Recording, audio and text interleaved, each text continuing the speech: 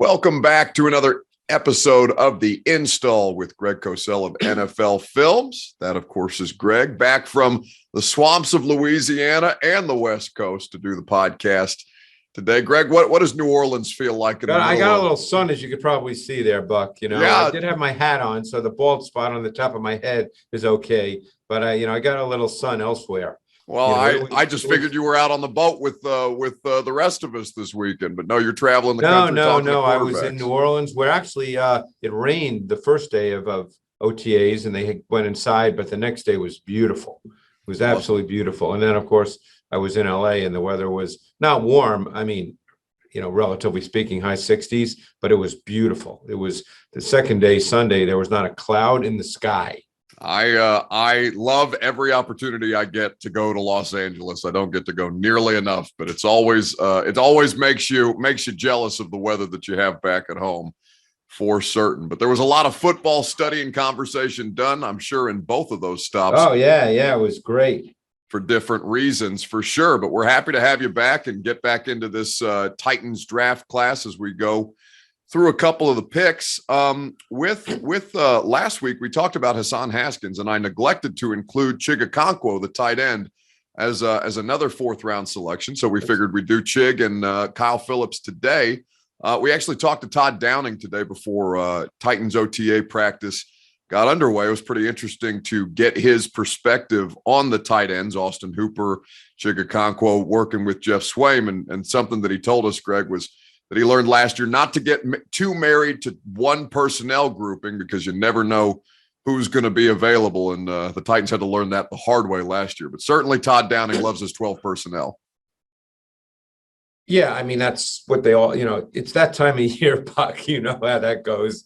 Everybody's going to do everything. They're multiple. There's not one thing they're going to do. That's the way it works. And ideally, that's what you'd like to be able to do. Okonkwo is a very interesting player. He's not long. You like to think of tight ends as being 6'4", 6'5" these days in the NFL. He's 6'2.5". But I thought there was so much about his tape that was there to unlock and unleash. When you think about him in the NFL, he was not really used as an intermediate and vertical receiver at Maryland very often at all. He had really good measurables at the combine. He's a very smooth, fluid athlete. I think there's a lot there to work all three levels of the defense. He had very good play speed. I think he can be a seam stretcher. So I'm very curious to see how Todd Downing and staff decide how to use him as we go through the OTAs and then we get to training camp. But I think there's a lot there. You can line him up all over the formation. He did some of that at Maryland, and I think he does present as a vertical dimension. Yeah, he's really fun to watch out there right now, and certainly on the film, as you said, the blocking is something that a player that size at that position is going to always have to work on. He's not physically overwhelming, like you said, and we know how much they value that as a skill set. But he competed. The one thing watching his tape in Maryland is he competed. He took run blocking seriously, and that's the first starting point. Now, in an ideal world, look, no offense wants to be predictable. Certainly, we don't want to think, and they know this. I'm not saying anything that they don't know or that's pretty obvious, but you don't want to be in a situation where when Jeff Swaim's in the game, it's a run. When Okonkwo is in the game, it's a pass. You never want to be that kind of predictable. But the one thing is he took it seriously, and he was used as a front side run blocker where he had a block to play side. So if the effort is there and the competitiveness is there, you can work on the technique and the fundamentals. Which is exactly what John Robinson told us after they drafted him, basically that he's not afraid to stick his nose in there, and certainly that was showcased at Maryland. With what they were trying to do with that position group, Greg, is basically revamp it, because they didn't get a ton of production out of the three players that they had at that position last year. Hooper's an all-around player looking to kind of rebound after a disappointing couple of years in Cleveland. Not all his fault by any stretch of the imagination. Baker Mayfield having a torn labrum for the majority of the season, not going to help anybody as far as the passing game is concerned. But with Chig, he made the comparison himself to Jonnu Smith, who of course was drafted here out of Florida International a couple of years ago in the skill set and the way that he kind of modeled his game after. When you hear something like that, Greg, what does that kind of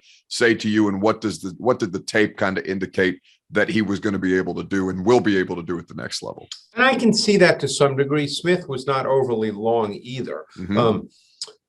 Obviously, in Tennessee, for whatever reason, Smith did not put up the kinds of numbers that maybe many thought that could have happened given his traits and his skill set.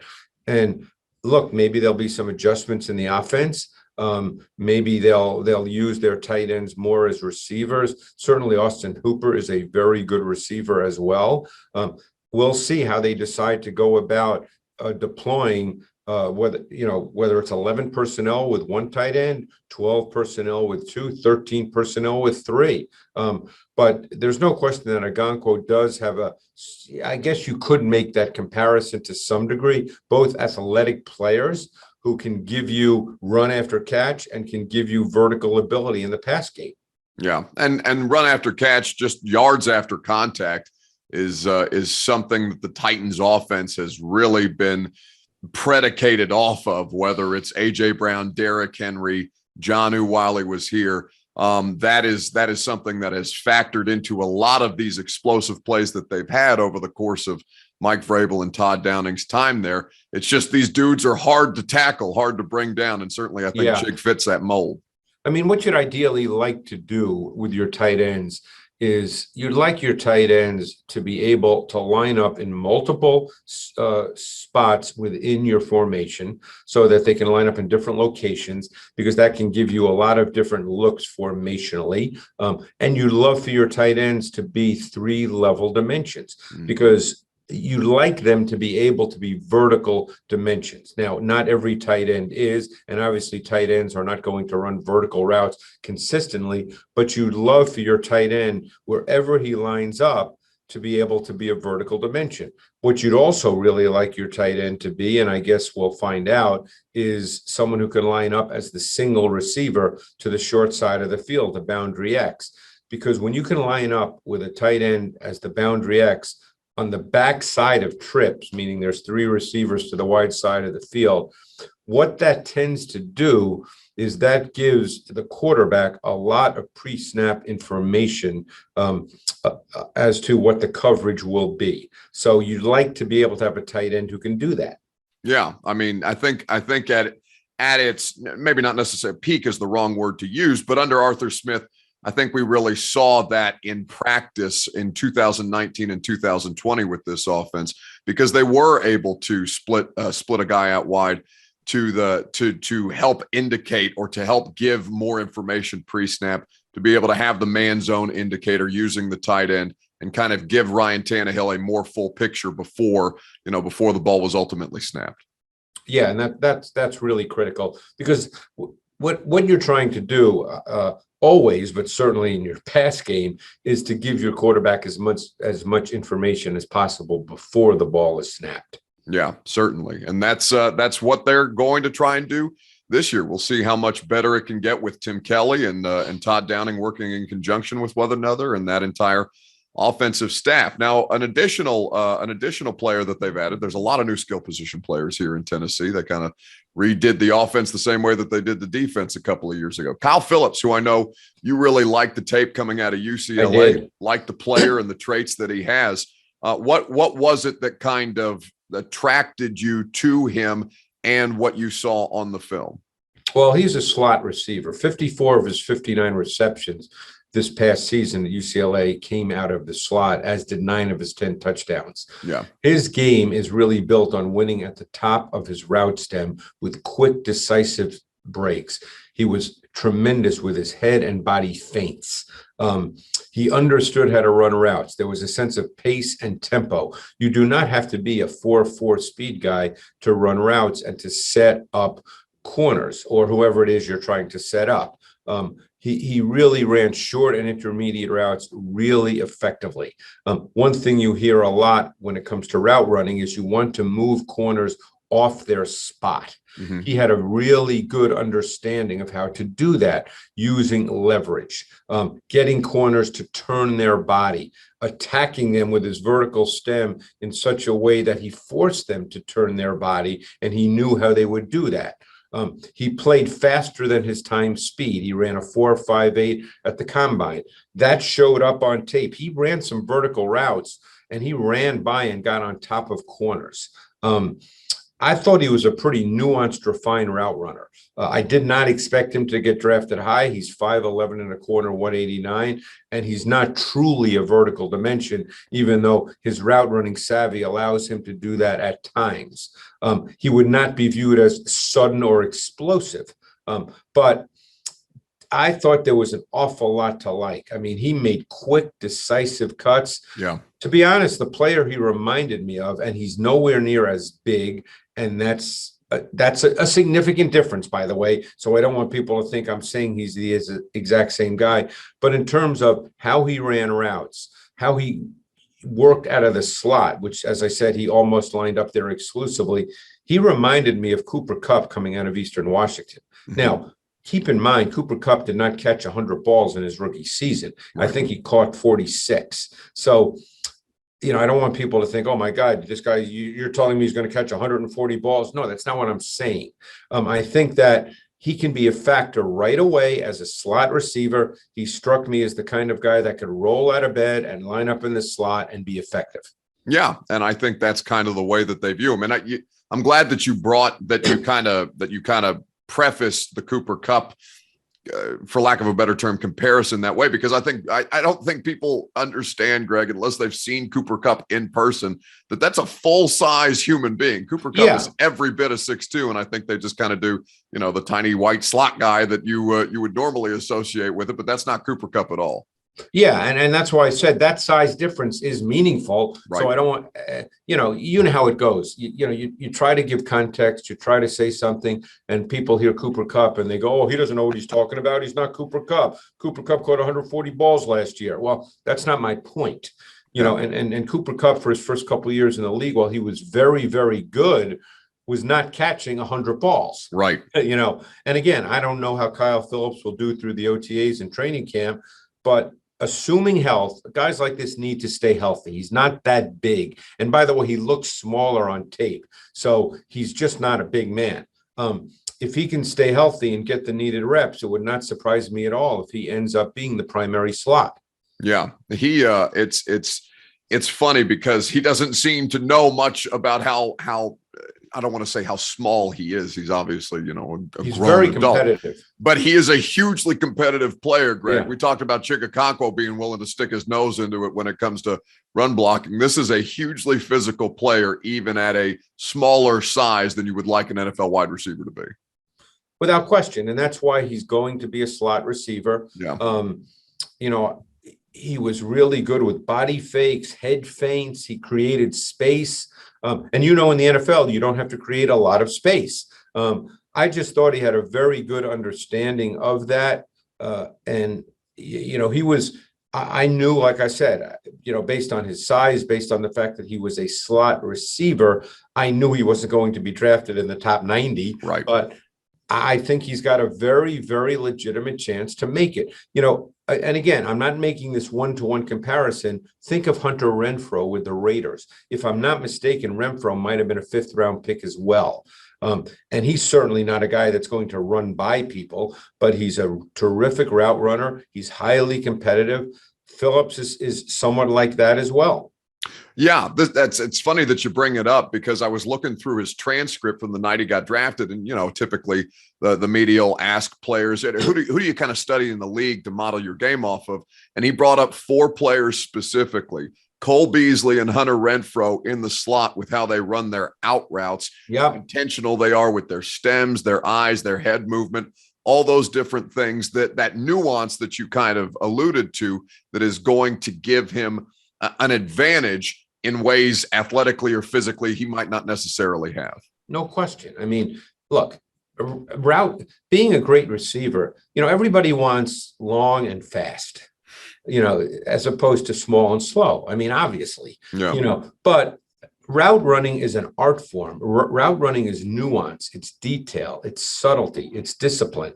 And my sense is Kyle Phillips has a relatively refined feel at this point, which is not to say he doesn't have anything to learn. No one comes into the NFL as a finished product, but he has a feel and an understanding that that's critical for him to be successful. Yeah, and certainly that's something that we've seen early on in these OTAs. Ryan Tannehill kind of pick up on as well. We know, I mean, all quarterbacks have certain specific ways that they want routes run. They want to be on the same page with the wide receiver, just basic fundamental stuff to make sure that they're not missing a beat and that they can get in rhythm during the course of a game or even in a practice. That's something that we've seen Ryan Tannehill and Kyle Phillips communicating with, or Ryan Tannehill communicating to Kyle Phillips, because it seems apparent to Tannehill that Kyle Phillips is going to be able to pick up quickly on what kind of directions he's given him. Yeah, and you get a lot of those choice routes, as they're called, option routes.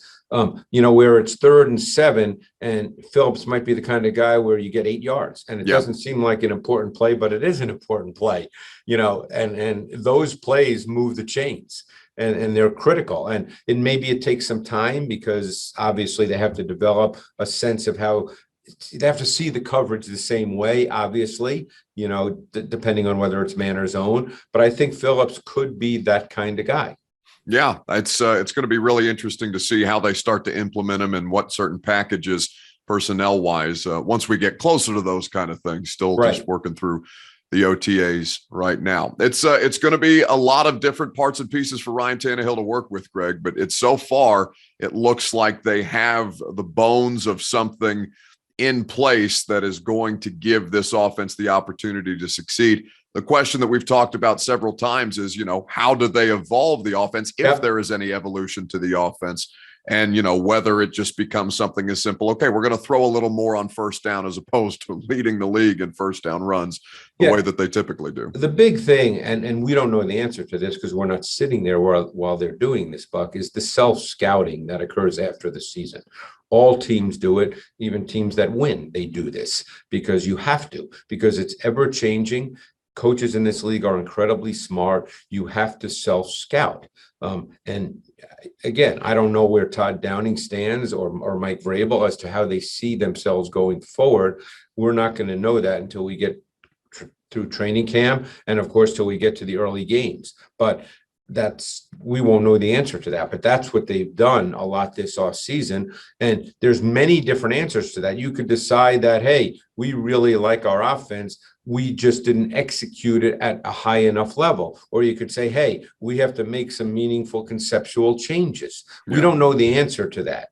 But there's no question that the offense does have to be better and more consistent than it was a year ago. And they know that. It's just, in their mind, what was the reason why it wasn't? And I guess we'll find that out as we go further. And I'm certain that Mike Vrabel is not going to give us all of that information. No. But Buck, what I want you really to do is I want you to define every player's career based on each rep in the OTAs and the minicamp. Okay. Oh, Greg, listen, I am doing my damnedest not to let people do that, but I'm getting, it's just an avalanche. Every time Treylon Burks can't finish a full practice, I just get buried in it every time for 3 hours a day. There's only so much. That obviously proves he'll be cut next week, so we won't have to talk about Treylon Burks anymore. Just a bust right out the gate, already in there June. You go. Save everybody the time of hemming and hawing. Greg Cosell, as always, a pleasure. We appreciate you spending some time. Make sure you leave if you appreciate all of the great work that Greg does, and you sure as hell should, you should leave us a 5-star rating in the podcast and tell a friend. Subscribe to The Install, where you can get new episodes every Wednesday. Thank you, buddy. Thanks, Buck.